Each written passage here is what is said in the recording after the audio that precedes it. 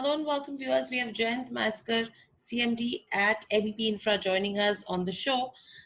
Jayant, unprecedented times that not only us in India, but across the globe that people are looking at and staring at on the back of COVID-19. What's the sense that you have in terms of where the impact goes right now? Good afternoon. I wish, first of all, everybody stay safe, stay home. That's the first message, I think, what is very important for today and maybe days ahead and months to go forward.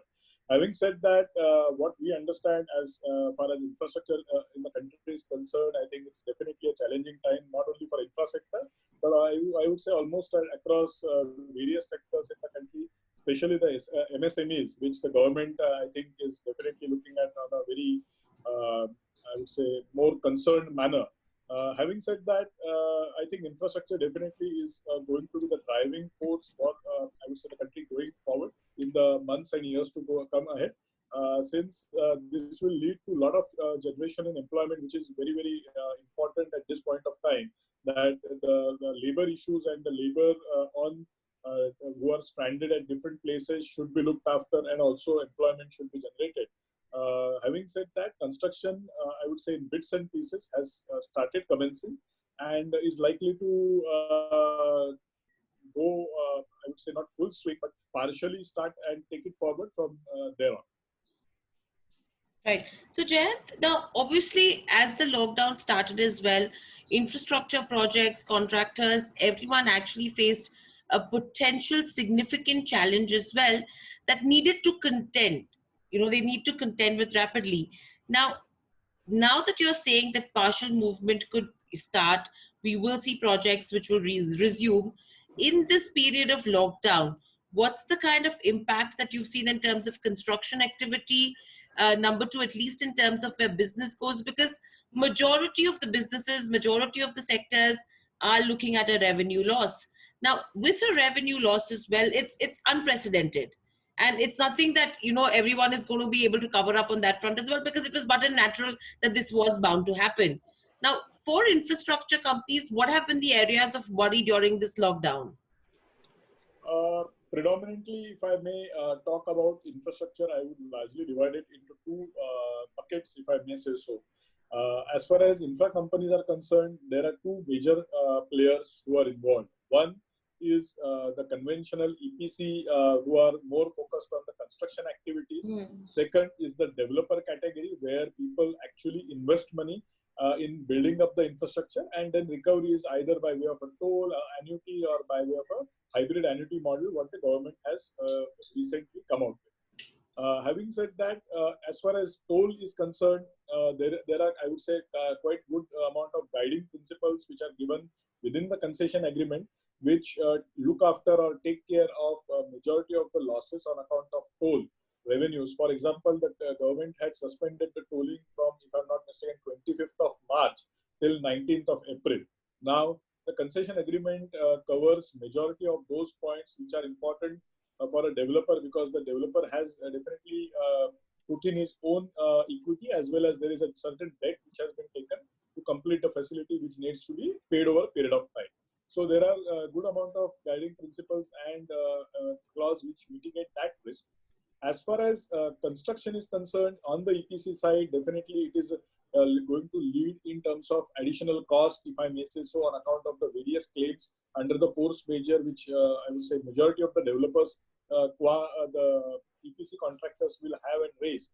I think government will definitely have to look at it more pragmatically, and also try to resolve them at the earliest, because time value of money is going to be very, very critical. In the same manner as we had the similar issues during demonetization, those were looked after by the government. In the same manner, maybe a little earlier than that, this particular aspect in terms of the losses on account of the loss on toll revenue, as well as on account of the claims or the time value of money in terms of the construction is concerned, I believe government definitely will look at it and address it positively, which will help the industry to bounce back. Okay, so that's an interesting take that you're giving us as well. But from here on, if you have to look at FY20 as a whole, what the quantum of revenue loss are you staring at? Because yes, there is going to be degrowth, but I think the main focus now needs to be for companies that we need to break even, at least not go on the bottoms, on the lower side. Maybe not make profits right now, but break even is going to be the utmost criteria. Do you think that's something which is going to be possible for infrastructure companies? And what would it look like for NEP Infra as well? As far as the sector is concerned, I think it will be very difficult to assess the situation based on the current situation, I would say current timelines, because we really don't know when this things will get, I would say, completely addressed, or the pandemic is completely eradicated by way of a vaccine or some medication. That is too early to predict right now. Nonetheless, if I may address on a specific sector, I think it will be a good I would say, 2.5 quarters, where it will take time for things to, I would say, normalize. The reason for that is there is a large amount of dependency, specifically in the construction sector, on the labor force. Now, labor force in India is very, very significant, and the automation per se, vis-a-vis the utilization of labor is more and automation is less. So the focus will shift from labor-oriented jobs to more of automated jobs in the, I would say, months and years to come ahead, trying to balance that kind of risk. Having said that, once the situation normalizes or begins to head towards that, I think construction will slowly and gradually start, but the dependencies will be very high in terms of automation oblique labor. So that, unless it is completely addressed, will take some time. So that is as far as the sector is concerned. On the tolling, on the traffic, if I may say so, traffic definitely is expected to, I would say, if I may not say normalize, but come to a sustainable, I would say, numbers should be by early September. Prior to that, very unlikely that the numbers will look the same what were predicted prior to starting of this. As far as MEP is concerned, I think MEP again is doing work in two buckets. One is the tolling and one is the construction. On the construction, as I said, first 2 quarters will be very challenging, if I may say so, in terms of getting the things set right and moving forward. As far as tolling is concerned, again, since there are specific riders in the concession agreement which mitigates the risk for the tolling contracts, I believe that part of the revenue line should get mitigated, oblique, I would say, completely backstop. As far as construction is concerned, by end of September, I think we should be back on normal, I would say, strike rate. Right. So overall, what's the kind of toll revenue losses that we've seen? And if you could just highlight a number for us. As far as toll losses are concerned, I would say I will again divide it into two parts. One is prior to the lockdown period and post-lockdown period. And also there will be a third step, which is post-opening of the tolls. So the pandemic actually started and the force majeure is implemented close to end of February, early March, even though the lockdown may happen a little later.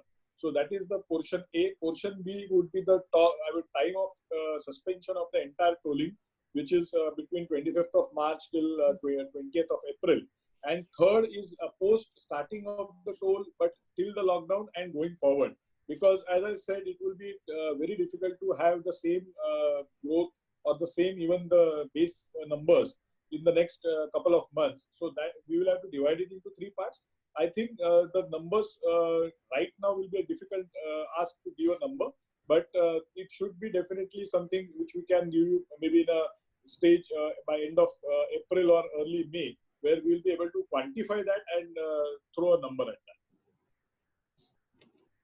Sure. So overall as well, right now, how important is it for you to actually go ahead and identify critical suppliers? Because it's important to have visibility over the project's third-party supply chain and access to that party's data as well to understand supply delays. So is that one of the priority areas right now for you if you have to look at revival plans? As far as suppliers and I would say the commodities oblique vendors are concerned, the dependability of the construction industry, as I said, is predominantly into two or three specific aspects. One is the raw materials, second is the labor force, and third is the automation. As far as supply chain is concerned, supply chain has slowly and gradually started, maybe not to the full of capacities, Now, to give an example, if you have to build a rigid payment, the basic supply or the basic raw material for that is going to be a concrete road which needs cement, steel, and diesel. Now, diesel is definitely something which is available readily. That is under the essential commodity, I believe. Second is steel and cement, where the productions have gradually started, and the availability of that also needs to be checked in the specific areas which are being built.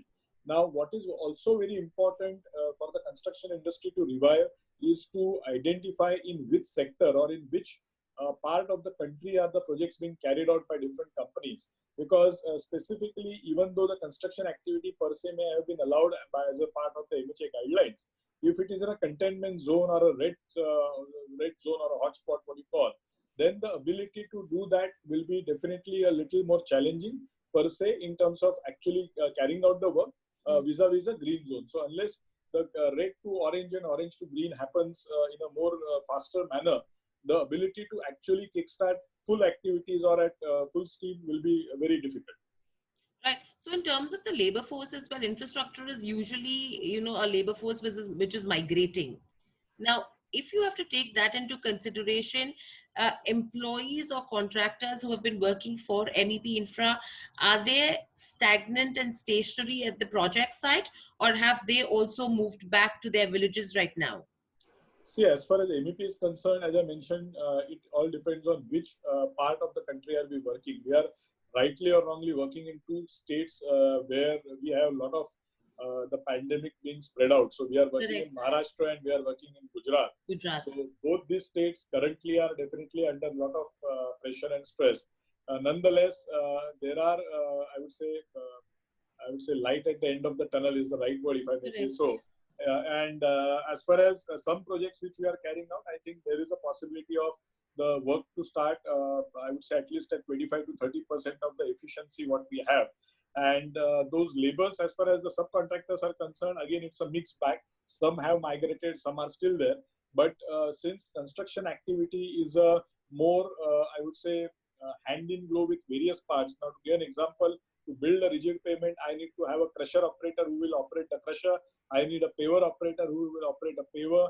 I need a batching plant operator who will operate the batching plant. So these 3-4 critical aspects, if any of that is missing, then the entire chain breaks. So it is very important that we keep this lot, at least the skilled or semi-skilled people, intact and provide them all facilities at the site or housing or residential facilities which allow us to start the entire activity. That is what we have been trying to do and have been able to do at a few sites. Few sites we have concerns, but I believe with the passing of time, we should be able to come back and get on normalcy course. Right. So, one question is, do you think there is a possibility of wages increasing? Because to start revival for the remaining of the people who've actually moved back to their villages, it's really going to be difficult to convince them to come back as well. Do you think there is a possibility that wage rates could then increase in turn, impacting the employee cost of infrastructure companies?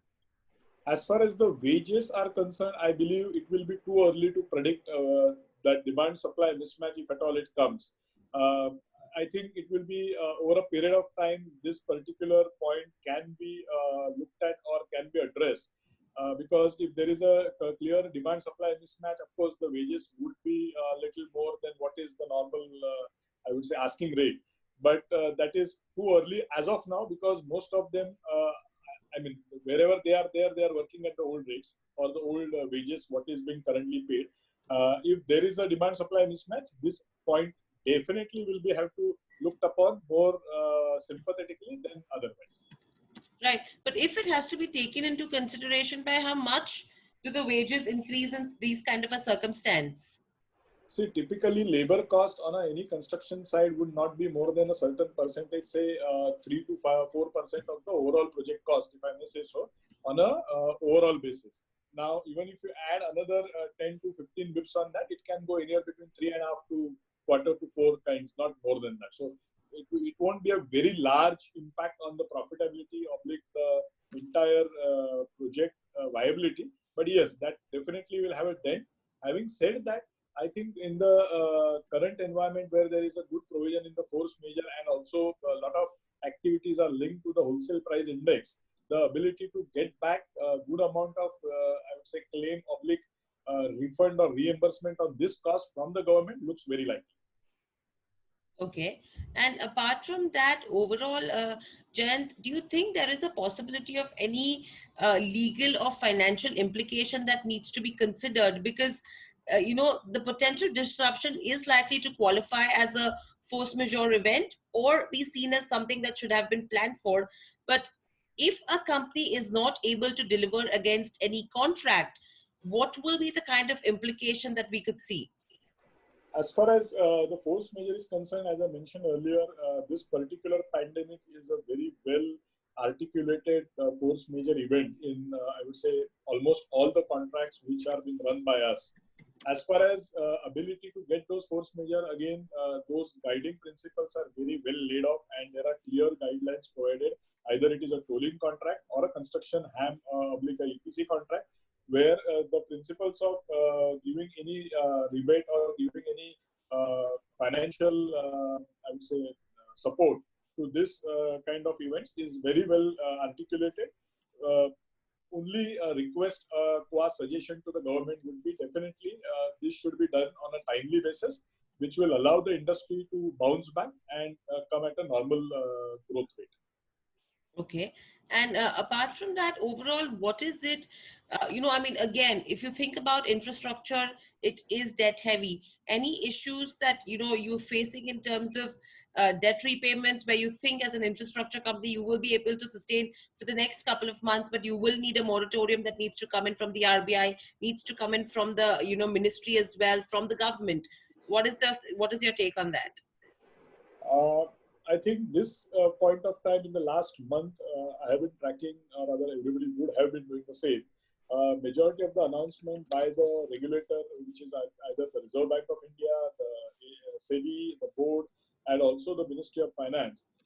Firstly, I really would like to congratulate, maybe in this challenging times when the government has come on the front foot and has been really definitely moving in the right direction for companies, not only the infra companies, but across different sectors, being, I would say, sector agnostic. There have been a lot of measures which the government, the RBI has already taken, and a few more to come in terms of any economic packages or any relaxations or any moratoriums to be given.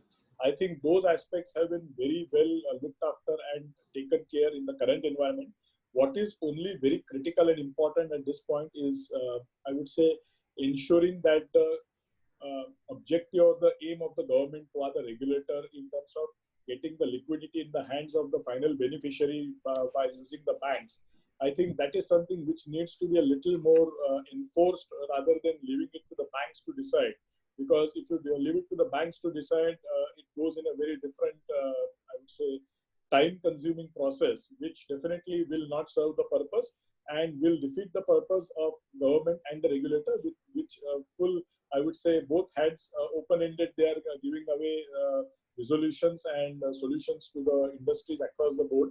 I also understand they are likely to get some more relief on the MSMEs predominantly, which is, I believe, taking care of almost 11 crore working population, which is a big, I would say, important decision, which will help the entire MSME sector. And also on the infrastructure side, as I said, liquidity in the hands of the final beneficiary will be a very important aspect to be looked into, which will allow the companies to perform and sustain and going forward continue to grow. Right. And overall as well, if you have to actually, look at this entire scenario right now, the government, yes, is expected to come out with a lot of packages for the corporate sector. We have sector representations that have been made to Niti Aayog as well, where Niti Aayog has presented it to the finance ministry. Yes, there is relief that is expected, but with sectors, the relief is going to come through is not really known yet. Jayant, what is it that infrastructure as a sector needs from the government as of now? What is the kind of representation that the sector has made? As far as infrastructure is concerned, I believe there are two, again, aspects to it. One is on the tolling companies' loss of revenue is something which has been already represented to the government. in terms of either reimbursement or in different contracts, reduction in the fee contracts which are a fee to be paid. So that has been already done. I believe those relaxations oblique support from the government should come. There are well articulated clauses in terms of the BOT contracts where it is either an extension of time or by way of a cash compensation. So either of the two. The second aspect, as far as the I would say construction oblique HAM projects are concerned, again there are well articulated force majeure event and also the clauses which takes care of claims like idling charges or any interest during construction or any manpower charges which are to be reimbursed. My only suggestion again I would say would be doing it on a timely basis will be very critical for the sector to go forward. Right. And very lastly, Jayant, in case, I mean, for an infrastructure company, we usually see that the second half of the year is on the heavier side in terms of the revenue as well. Now, if there is containment that happens in the first half of the year, do you think as a company it is going to be easy to recover at least majority of the lost revenue from the first quarter? I mean, from the first quarter or the first half, or do you think lost revenue is going to remain as lost revenue in this year? See, as far as two aspects are concerned, tolling revenue, there is a compensation by way of cash or an extension of time frame. If it is extension of time frame, then the revenue, I would say, does not get accrued in the balance sheet in the first quarter. If there is a compensation by way of a cash, of course, that aspect is taken care of. As far as construction is concerned, I think that revenue, which is definitely lost over the first quarter or maybe stretched in the second quarter, that will hopefully not be able to get accrued or get, I would say, accounted in the balance sheet. And that loss, of course, will have to be recouped. But again, there is an extension of time which happens in construction contracts. So that also gets pushed back. So ability to recognize that revenue in the P&L balance sheet in the first or second quarter, whatever time frame it keeps on a back foot, will be difficult to quantify unless there is a cash compensation on the toll side. Correct. Right. In fact, and very lastly, any comments that you would have for the investors as well, Jayant, in these unprecedented times? I think investors definitely, I think in the early days when I think the markets were very volatile, I think there has been a lot of shaving which has happened in good I would say, large blue chip and I would say large and medium and small cap companies.